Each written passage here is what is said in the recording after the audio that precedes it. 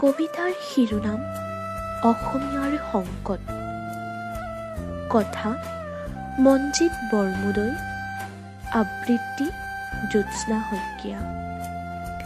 আজি অসমীয়াই চিঞৰে, নাই চৰকাৰে নুশুনে।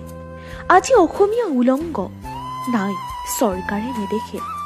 জাতিৰ নায়ক তোমাক ধিক্কাৰ, জননীৰ গীত গোৱা, জাতিৰ হকে চিঞৰা, নায়ক আজি নিমাত।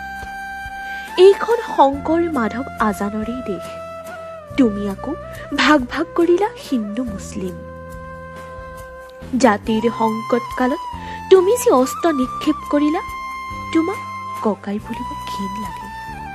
কিমান কৰিবা আৰু নিজ মাতৃক অপমান? পুনৰ জাগিছে আকৌ জাতি, জন্মিছে শত শত লাচিত, আকৌ হব শৰাইঘাট। দৌৰি দৌৰি পলাব লাগিব বাংলাদেশী বিদেশী। এইখন অসম, লাচিত বীৰ চিলাৰায় মূলা গাভৰুৰ দৰে বীৰৰ দেশ।